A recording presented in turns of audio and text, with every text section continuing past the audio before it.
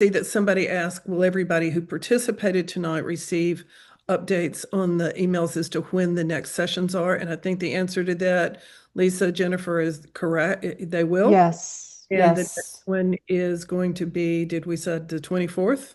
Is that what we decided? I think we said that was tentative, Marilyn, but Okay, right. we will firm that up really soon, like within the next few days. And we will be sending a follow-up email to everyone within the next day or so. So, and do write to us if you have any burning questions. You can write to us at info@protect-the-ballot.com, which I've also put in the chat. And we said, so we will hang out for a while longer if people have other questions, but we Absolutely. We're sort of honor our, officially concluding the webinar. However, you're welcome to stay on. Thank you so much, everyone, for joining.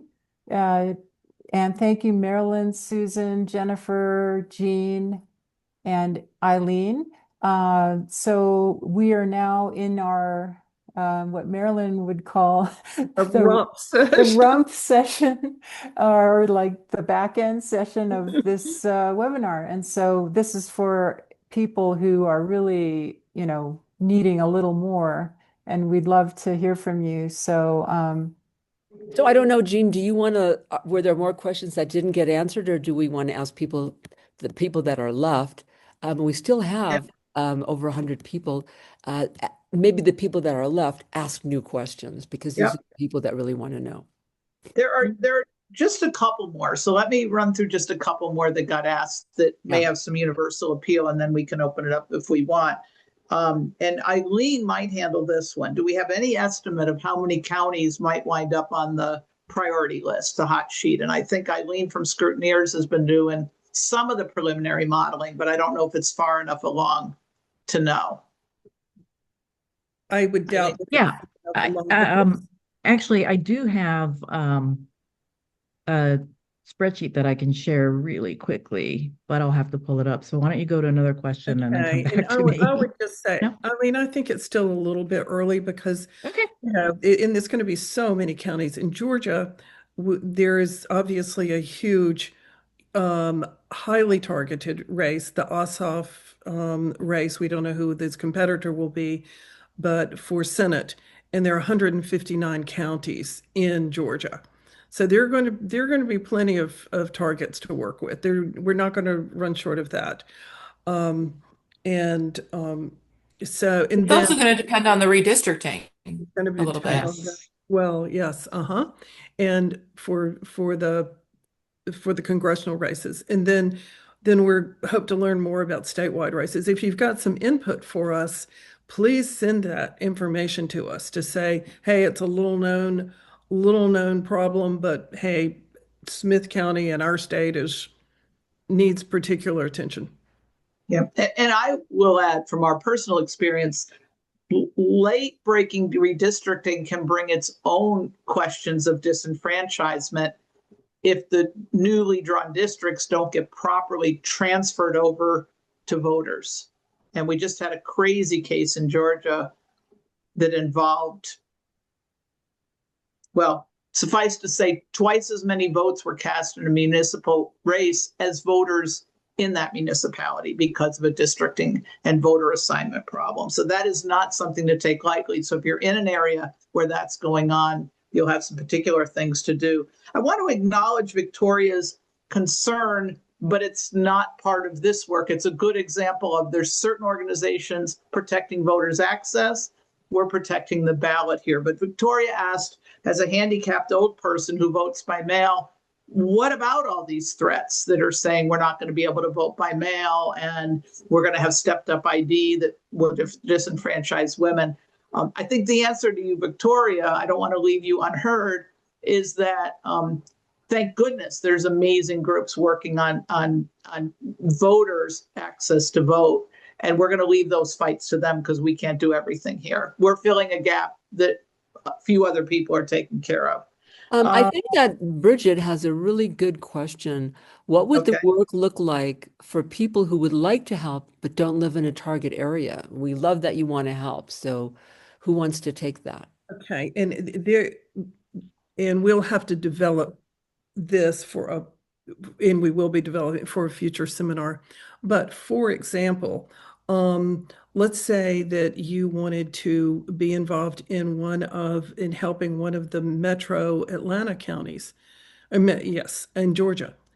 Many of them do their meetings on Zoom. You can be following their meetings on Zoom. You can be communicating with their board members. You can find out who in the local community is involved and would like an extra voice, like some more support, help doing research. There is so much that we can do remotely. And also, as we get closer to election time, there is going to be the opportunity to help follow election results as they come in remotely over the internet, etc. Letter writing to the local officials, even when you are out of state. They at first go, wait, what? Why am I getting something from somebody from out of state? It doesn't mean they don't pay attention, particularly when you make the point, hey, I'm writing you because your election is so important to us all.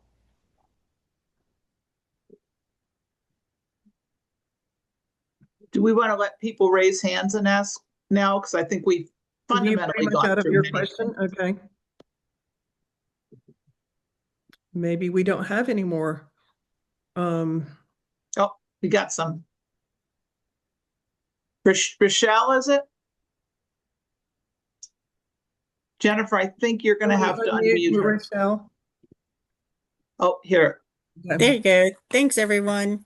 Hi, my name is Rachel. I am based out of Charlotte, North Carolina. Nice to see some other Charlotte folks here. I will say, as of February, I stepped away from my role inside Indivisible, but I was the former North Carolina organizer on staff for North and South Carolina for the last 5 years. Yeah, you. Loved my Yeah, time on thank you. Indivisible. Some of y'all probably know my face now that I'm starting to talk. If you've been on national calls or the rural call, I ran that program for 2 years. But I feel like there's a lot of really active statewide tables.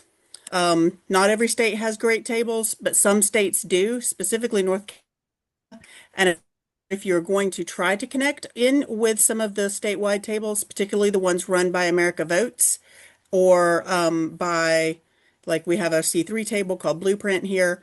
They run really robust programs, and I would like to not see us reinvent the wheel for states that already have that in place, but like to be additive to it. So, Rachel, I would love to hear more. Since you and I are both in Charlotte, why don't we meet for coffee soon? That sounds like a plan. You got my email address, right? I'll put it If it's here, and I dropped mine in the chat. Okay. Good. I have not been watching the chat, but I'm putting this in right now. All right. I see Catherine up. Whoops. So has the League of Women Voters been approached, and what have they said? This has all happened so fast that we have not even had time to talk to our friends at League of Women Voters.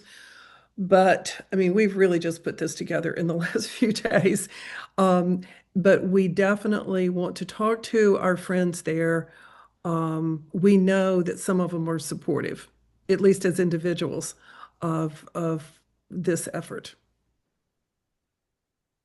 But we have not tried to reach out in some kind of formal, Yeah, head of the organization thing. which it's actually on my to-do list. But there's also League National and the individual state chapters often, they don't always, the state chapters will do sometimes things without the national, which I think is a little bit like Indivisible. So we're going to be doing some outreach to both of them. But yeah. What about Meredith? And I would say this, as somebody who is both a Democratic county chair in Georgia and a member of leadership of an Indivisible group. Indivisible this year, you all, or most of the people on this call, not all, are Indivisibles. You've seen how Indivisible has led other groups to this action, has led in policy. So Susan earlier alluded to the fact that there was a little bit of a chill in progressive spaces about talking about election systems, right? And I sense that in a number of different ways, including the National Indivisible calls this week, that willingness to embrace this as a proactive move is changing. So groups that last year or the year before might not be willing to talk about this stuff, I think in the coming weeks and months are gonna. And I would ask all of you to use your connections and your network to encourage people you know in those groups to lean into this. There is room under this tent for more than just us. But So let's go to Meredith. we're Meredith. starting here. Thanks, Jeanne. Meredith, you, and then Neil. We need to unmute Hi. you. Yeah, I think that worked. Hi. Thank you. First of all, thank you guys so much for doing this. So I had a couple questions in the chat and some of them got answered, but some of them didn't. And I know that some of them are specific to where I am in California. I did want to understand, you've mentioned a few times that there are organizations you expected to be in this space that have stepped back. You didn't necessarily go into the why of that and what it is. I mean, they're not bad organizations. They're smart about things. So what is it that they are afraid of is something that I think, and you might talk about that in a future thing. Yes. That is one question. Yeah. Mm-hmm. Excuse me. Go ahead. You had something Oh, else. and just the other one is, I'm looking forward to hearing how I could support a district that's different from mine, but how do you think the interaction will be between the election boards and these districts that are getting in response, like Prop 50, for instance, is adding 5 new districts, like the election board that would be supporting Daryl Issa, I'm sure is not super friendly to having their wisdom challenged or audited or anything like that. How would we partner with a hostile or potentially hostile election board? And of course, that's going to be no one size fits all. But I think if you can find colleagues on the ground who are there and help support them so that you're working as teams. And then we definitely want to get into details and suggestions about that for one of our webinars. I'm sure we will end up spending the better part of an hour at some point on those types of details. But yes, I mean, I think trying to find local connections who can see the people face to face and then support with all kinds of things from analysis to FOIA request to attending meetings, sending emails. There are definitely ways you can help in another location. I saw Neil there. So Neil, But Bridget Powers, did you take your hand down? Did you still have a question? oh, sorry, I don't see it. Well, she had her hand up for a long time and then we didn't get to her. Did you still want to ask a question, Bridget? Raise your hand if you do. So, so we have to, Can we go to There we go. I'm unmuted now. okay, good. No, not really. I just, I was thinking the same thing about the FOIA. It seems like this would be an ideal situation to use some FOIA requesting. Yes. That's all. Now let's go to Neil, sorry. Oh, no problem. Thanks.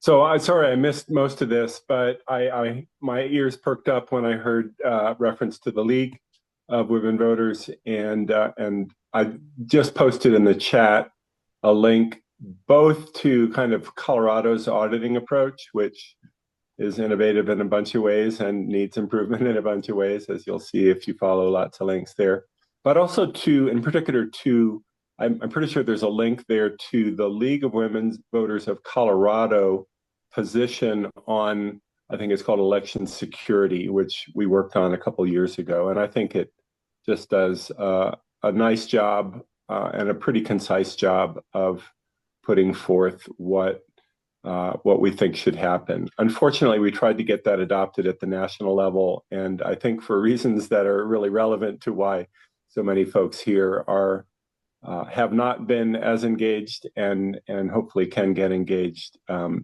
We haven't made progress there, but if anybody in leagues around the country would like to look at that and push for it on, I think there's a big league meeting in the coming year. That could be really an important factor in moving this kind of thing forward. Kathy Christensen has a really good question. How do you feel about state Democratic Party staff, county precinct leaders joining the webinars? Well, Jennifer, Well, yeah. you all are the organizers of this, so you all should probably answer. But for me, anybody, the more the merrier, and we want everyone to be fully educated.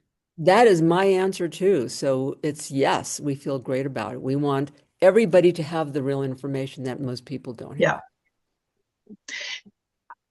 I'll just say we're again, we're nonpartisan, so people can participate and listen and get anyone's welcome to get information. But we're not coordinating with any specific parties. Same thing here for Coalition for Good Governance. We're a 501c3. And somebody I saw in the chat asked, why are you nonpartisan? Yeah.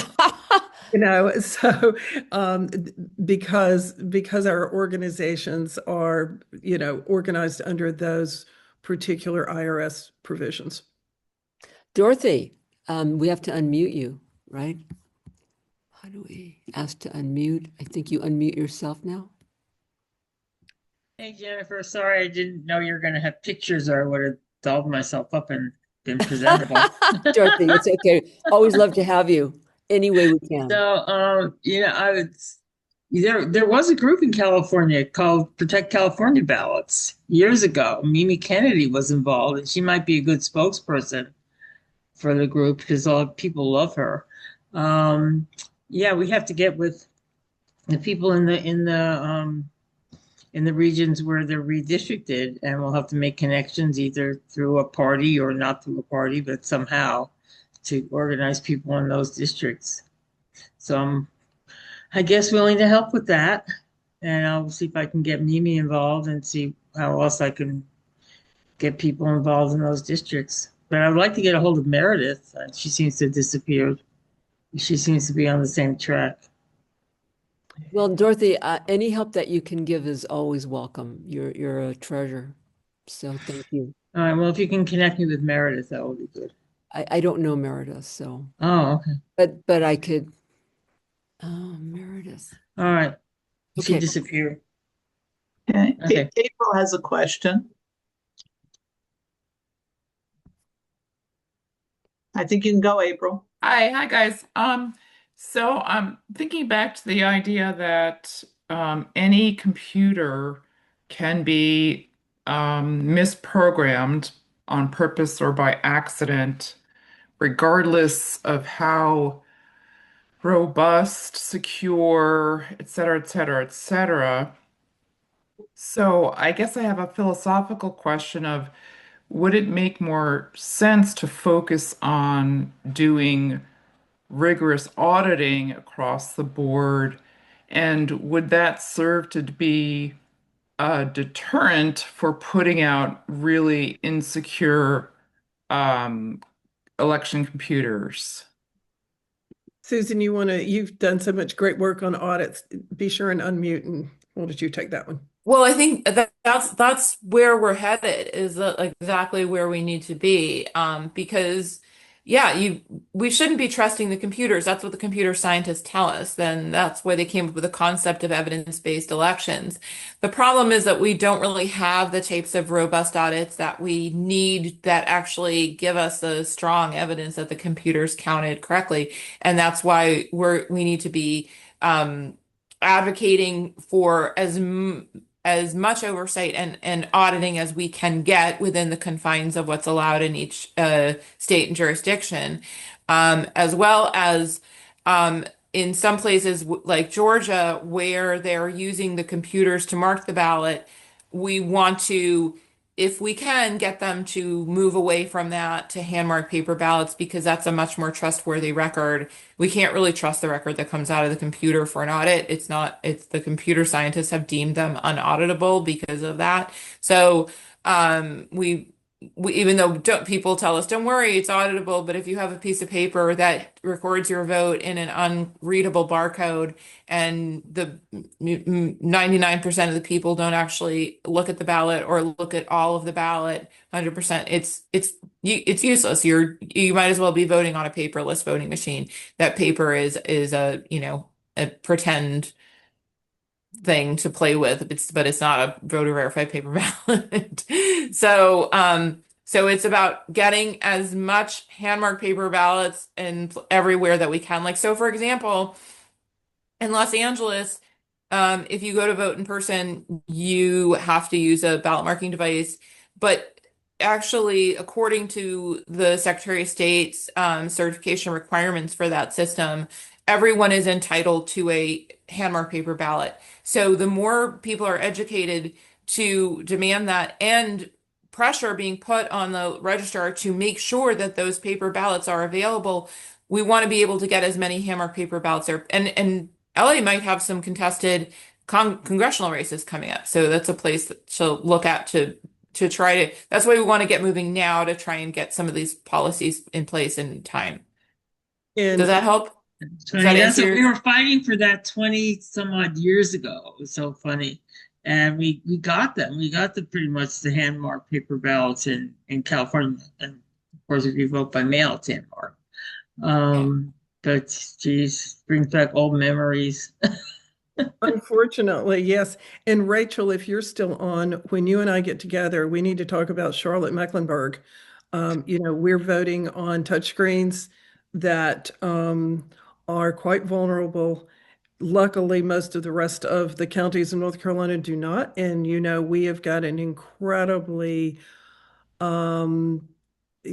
competitive U.S. Senate seat coming up here next year. So I think we're out of questions, right? We've Ruth, exhausted everybody, and I'm going to have to sign off myself. I have to go. So. And I'll be happy to try to answer Ruth's question.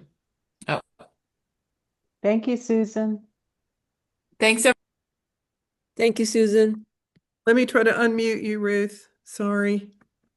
I'm just going to say thank you to Jennifer and Lisa for organizing this, and Marilyn for all her hard work, and Jeanne and Eileen, and we'll see you next time. I will. Bye. Bye. Okay, Ruth, you can talk now.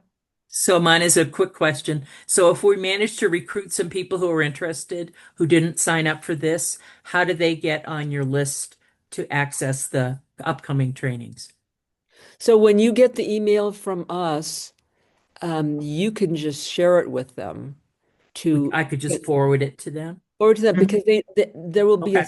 there will be a sign up, like a place, just like this time you registered, and then we send you the link. So please share it with all your friends, because Okay. what we're looking for is to let everyone know that we really have experts here. All the questions that people have, we actually have the answers, and then we have a strategy. It's not like we can tell you everything and then pull your hair out, but it's like, no, you do this and this, the experts with the strategy.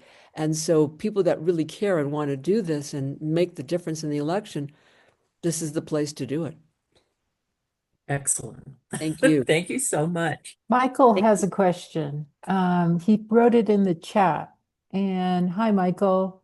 Let me see if I can pull it up again. I had it. Where did it go?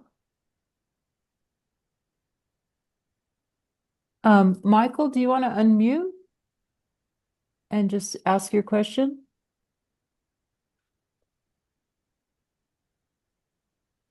Oh, I see. It just is, do touchscreens create a paper audit receipt? Okay, so most touchscreens today create a paper ballot. Not all of them, but most of them, like Georgia, like North Carolina, create the official paper ballot. And it's not a receipt, it is the paper ballot.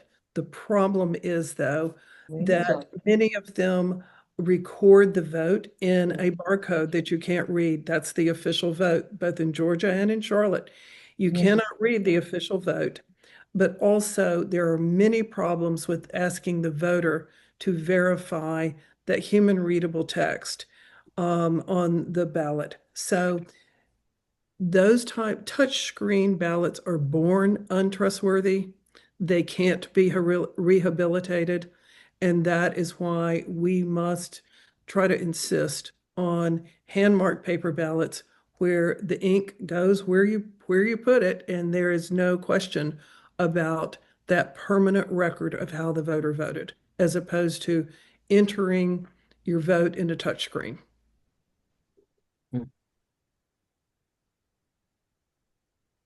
Okay, anyone else with one last question, then maybe we'll close it out. Speak now or forever hold your peace. Or until next time. Until Right. next time, it's going to be really soon. Not And, forever. Tell your friends, and thank you, everybody. Thank you, Marilyn, for doing such a great job, and Jeanne for helping, and Lisa, my partner in this. Thanks, Jennifer. Thanks. Thanks, everybody. Good Yeah, night, there everybody. much more to come. Much more to come. It's an exciting opportunity to make a difference in things we really care about. Good night. Good night, everyone. Good night.